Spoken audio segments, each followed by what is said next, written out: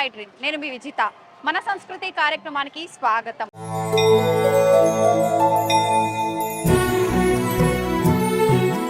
తెలంగాణ ప్రాంతం అంతా కూడా ఆషాఢ మాసం వచ్చిందంటే చాలు మామూలు హడావిడి ఉండదు, మామూలు సందడి ఉండదు. పోతురాజుల విన్యాసాలు, డప్పు చప్పుళ్ళు, బోనాల హంగామా, అసలు ఒక్కటేమిటి అంగరంగ వైభవంగా ఈ వైభవం అనేది కొనసాగుతూ ఉంటుంది. మొదటగా అమ్మవారికి గోల్కొండ బోనం సమర్పిస్తారు. ఈరోజు అమ్మవారికి మొదటగా బంగారు బోనం, తొలి బోనం అనేది గోల్కొండ అమ్మవారికి సమర్పించడం జరిగింది. ఇప్పుడు ఆ వేడుకనంతా కూడా మనందరం కల్లారా చూసేద్దాం. అసలు బోనాల విశిష్టత, పోతురాజుల విన్యాసాలు, వాళ్ళందరితో కూడా మాట్లాడి మనం మరిన్ని విషయాలు తెలుసుకుందాం. ఇంకెందుకు ఆలస్యం, పదండి. మా కోసం వచ్చేదివమ్మా, మము సల్లగా చూసేదివమ్మా, శివుని ముద్దు బిడ్డ నీ భక్తితో వెలుగుతుంది తెలంగాణ గడ్డ.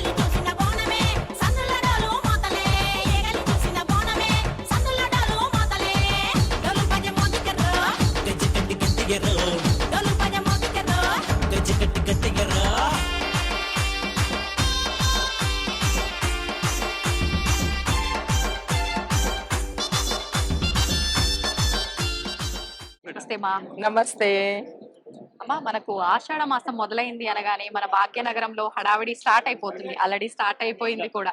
అమ్మ చెప్పండి, అసలు బోనం విశిష్టత ఏంటి? బోనం మనకు అసలు ఎప్పటి నుంచి మొదలు పెట్టారు చేయటం అనేది? ముఖ్యంగా మేము విన్నాము బంగారు బోనం మన దగ్గర మీరే అమ్మవారికి సమర్పిస్తారు ఎత్తుకొని వెళ్ళి అని చెప్పి. దాని గురించి అంతా తెలియచేయడమా?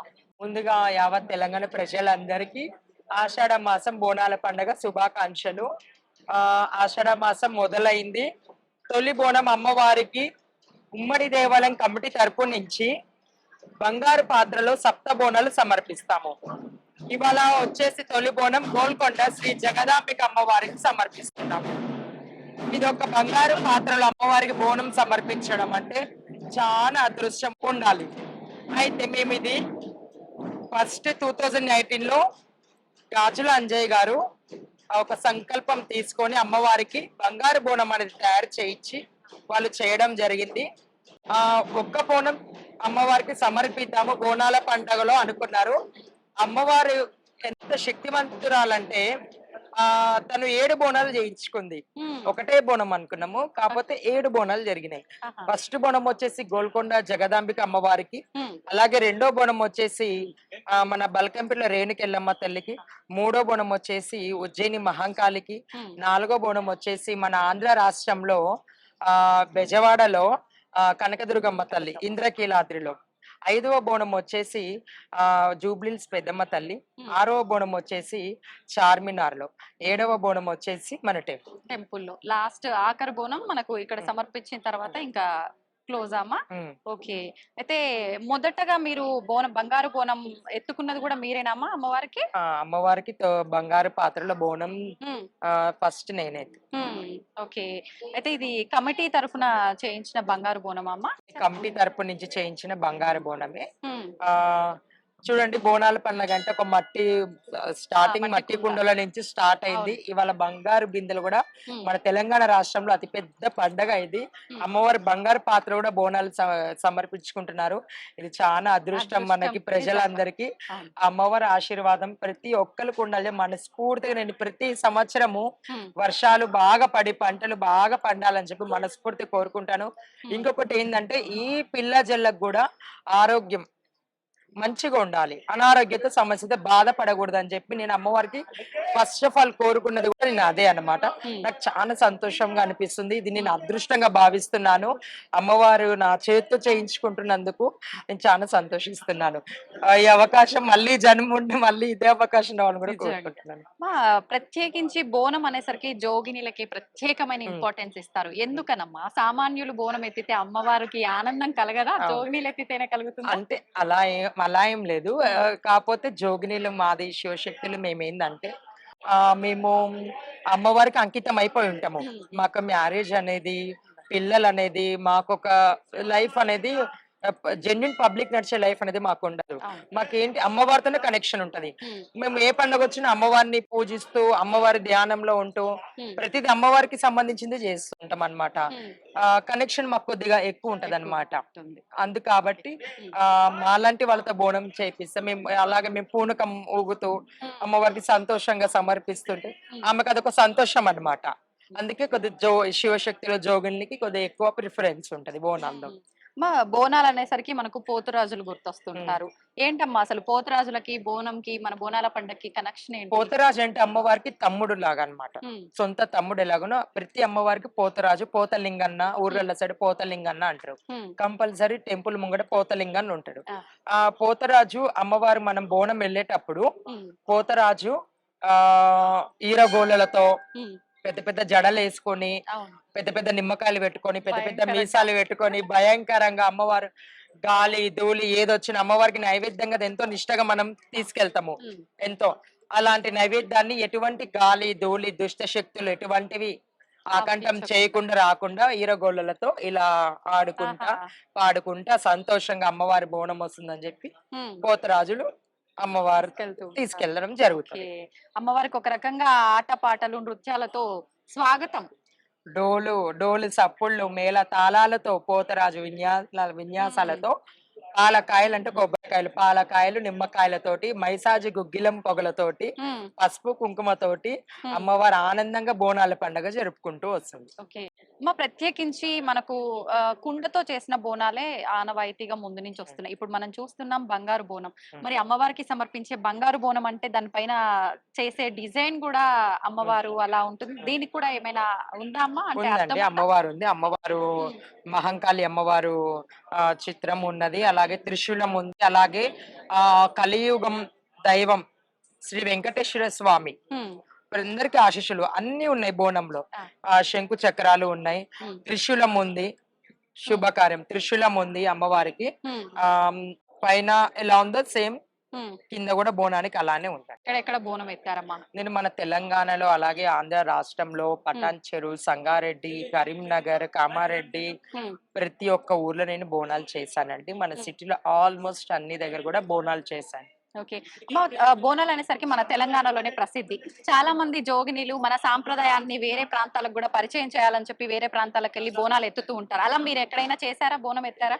అంటే నాకు 2017లో కాలిఫోర్నియా యుఎస్ లో నాకు ఇన్విటేషన్ వచ్చింది. ఉమ్, కాకపోతే నాకు వాళ్ళు పంపించిన ఇన్విటేషన్ నాకు ఆ టైం అనుకూలంగా లేకుండా కొద్దిగా లాంగ్ జర్నీ కదా, అవునవును. దాని వల్ల కొద్దిగా ఆగిపోయాను. ఓకే. ఆ ఈ సంవత్సరం కూడా వాళ్ళు ట్రై చేస్తున్నారు ఉమ్, నన్ను పిలవడానికి. ఓకే. అమ్మవారి దయ ఆశీర్వాదం ఉంటే కంపల్సరీ నేను అవుట్ ఆఫ్ ఊరు కూడా వెళ్ళి బోనం చేయాలని ఉంది. ఎందుకంటే మన తెలంగాణ సాంప్రదాయం పద్ధతి అక్కడ కూడా వాళ్ళు చేస్తున్నారంటే అది మీరు ఆలోచించండి. ఆనందం ఆ, ఇంకోటి ఉండదు. మన అమ్మవారిది ఎంత శక్తి ఉందో. నిజంగా. ఉమ్. అమ్మ బోనం అనేసరికి ఒక్కొక్క ప్రాంతాన్ని బట్టి ఒక్కో రకంగా అమ్మవారికి నైవేద్యాన్ని సమర్పిస్తూ ఉంటారు. అసలు నిజంగా అమ్మవారికి ఏ నైవేద్యం అయితే ఎక్కుతుంది? అంటే బోనం అంటే భోజనం, ఉమ్, అమ్మవారికి మనం ఒక ప్రసాదం పెడుతున్నాము. అవును. కొన్ని ప్రాంతాల్లో వాళ్ళకి అనుకూలంగా కొన్ని వాళ్ళకు నచ్చినట్టు ప్రసాదము అంటే కొంతమంది పరవన్నం పెడతారు, కొంతమంది పచ్చన్నం పెడతారు, కొంతమంది తెల్లన్నం పెడతారు, కొంతమంది కోయగూర, ఉమ్, అలాగే బూరెలు పెడతారు, పూరీలు పెడతారు, ఉమ్, పచ్చి పులుసు, పెరుగు పైన సలవ, బెల్లం పానకము, అలా ఎవరికి తోచినట్టు వాళ్ళ ఆనవాయితీగా వాళ్ళ అత్త మామలు వాళ్ళ తల్లిగారు ఎలా చేసుకుంటూ వస్తున్నారు అలా ఆనవాయితీగా పెట్టుకొస్తున్నాం. మేమైతే తెల్లన్నము అమ్మవారికి, ఉమ్, కోయగూర, ఉమ్, పచ్చి పులుసు, పెరుగు, బెల్లము కంపల్సరీ 5 నైవేద్యాలు అమ్మవారికి మేము సమర్పిస్తాం, బంగారు బోనంలో సమర్పిస్తాం. ఓకే.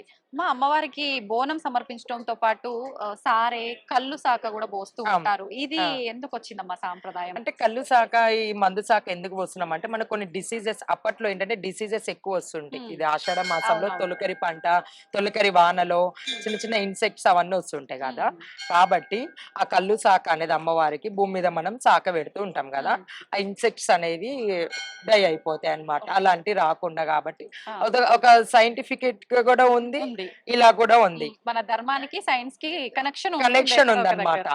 చూడండి పెద్దవాళ్ళు ఎంత ఆలోచన, అమ్మవారు కూడా ఎంత ఆలోచన ఉంది. అలానే మా పెద్దవాళ్ళు అయితే నాకు అలానే చెప్పారు, నేను అలానే చెప్తున్నాను. ఆ కనెక్షన్ ఉందన్నమాట. అమ్మ ఎన్నో సంవత్సరాలుగా మన ఆనవాయితీ మట్టి కుండతో బోనం. మీరైతే మట్టి కుండతో బోనాన్ని ఎక్స్పీరియన్స్ చేశారు, బంగారు బోనాన్ని ఎక్స్పీరియన్స్ చేశారు. రెండిటి మధ్య అంటే మీకు సంతోషంతో పాటు ఆ తేడా ఏమైనా తెలిసిందా? లేదండి, నాకు రెండు ఈక్వలే. నేను మట్టి కుండలో చేసిన, బంగారు బోనంలో చేసిన రెండు ఈక్వలే. కాకపోతే కొద్దిగా సంతోషాన్ని బంగారు బోనం, బంగారు పాత్ర అనేసి కొద్దిగా హ్యాపీనెస్ నాకు రెండు ఈక్వల్. అమ్మవారికి మనం అమ్మవారికి ఎందులో బోనం సమర్పించిన సంతోషంగా స్వీకరిస్తుంది అమ్మవారు.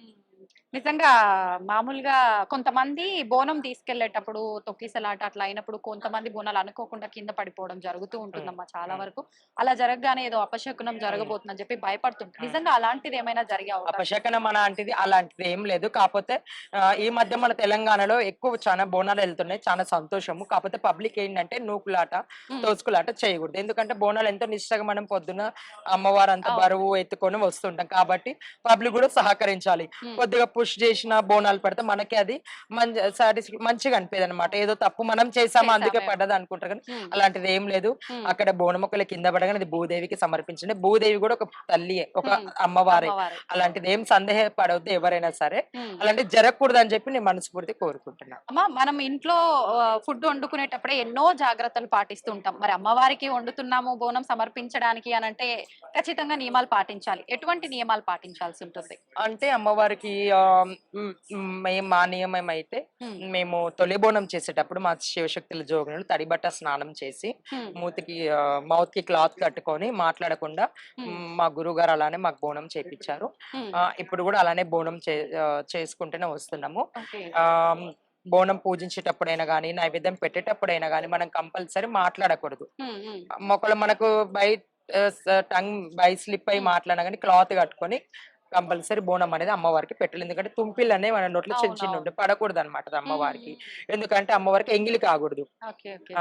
ఒకనాడు రేణుకెళ్ళమ్మ తల్లిది బోనం ఎంగిలి అయినందుకు ఎన్నో కష్టాలు పడ్డది. అందుకని మనం కూడా తుంపిళ్ళు పడకుండా బోనం నిష్టగా నియమయంగా చేసుకోవాలి. అమ్మ ఈ బోనాల ఘట్టం అంతా ముగిసిన తర్వాత ఆఖరిన రంగం అని చెప్పి చెప్తుంటారు, భవిష్యవాణి. ఏంటమ్మా అసలు ఈ ఆచారం ఎప్పటి నుంచి వచ్చింది?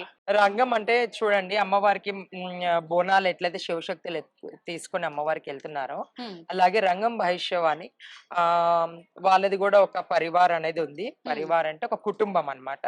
వాళ్ళ తరతరాలుగా వస్తుంది. కొన్ని దేవాలయాలకి కొన్ని కుటుంబాలు అమ్మవారికి ఒక జోగినిగా అంకితం చేసి వాళ్ళు ప్రతి సంవత్సరం రంగం చెప్పడం జరుగుతుంది. రంగం చెప్పడము ఏమిటంటే గుడి పండగ ఎలా జరిగింది, ఆ యొక్క గుడి ఉన్న చుట్టుముట్టు ప్లేస్లలో ఆ యొక్క ఊరిలో అమ్మవారు ఎలా సంతోషపడ్డది ఏంటనేది ఆమె మీద అమ్మవారు ఆవాహించి చెప్పడం జరుగుతుంది అనమాట. బోనాల పండుగ ఎలా జరిగినాయి, ఘటాలు ఎలా జరిగినాయి, ఊరేగింపు ఎలా జరిగింది, ఎటువంటి ఏదైనా అమ్మవారికి ఏదైనా పూజ విధానం తక్కువైనదా, ఏంటిది బై మిస్టేక్ మనం ఏమైనా చేయలేకపోయామా, ఇంకా ఏమైనా చెయ్యాలా అనేది అమ్మవారు రంగం భవిష్యవనలో చెప్పడం జరుగుతుంది. ఆ పచ్చికుండ మీద నిలబడి చెప్పడం జరుగుతుంది. ఓకే, నిజంగా అమ్మవారు దయ మనకు అక్కడ తెలిసిపోతుందమ్మా. పచ్చికుండ పైన ఉండి చెప్పడం అంటే చాలా కష్టంతో కూడుకున్నది. నిజంగా అమ్మవారి మహిమ అనేది అక్కడే తెలిసిపోతుంది మనకు కదా. బోనాల పండుగ గురించి మా అందరికి చాలా చక్కగా తెలియజేశారు. నిజంగా నార్మల్ పర్సన్స్ తో చెప్పేదానికి, జోగినిల మాటలతో వినేదానికి నిజంగా చాలా తేడా ఉంటుంది. అమ్మ ఒక్కసారి మా ప్రేక్షకులకి ఏం చెప్పదలుచుకున్నారు మీరు బోనాల విశిష్టత గురించి అయితే ఏంటి, ఇంకేదైనా? తెలంగాణ ప్రజలందరికీ మరొకసారి ఆషాఢ మాసం బోనాల పండుగ శుభాకాంక్షలు. ప్రతి ఒక్క ఇంటి నుంచి అమ్మవారికి బోనం సమర్పించండి. అమ్మవారి ఆశీస్సులు మీకు ఎల్లప్పుడూ ఉంటాయని చెప్పి నేను మనస్ఫూర్తిగా కోరుకుంటున్నాను. ప్రతి పిల్ల జల్లకి ఆ తల్లి దీవెనలు అని చెప్పి మనస్ఫూర్తి కోరుకుంటున్నాను. మీకు కూడా మా తరఫు నుంచి ప్రేక్షకులందరి తరఫు నుంచి బోనాల పండుగ శుభాకాంక్షలు అమ్మా. ధన్యవాదాలు.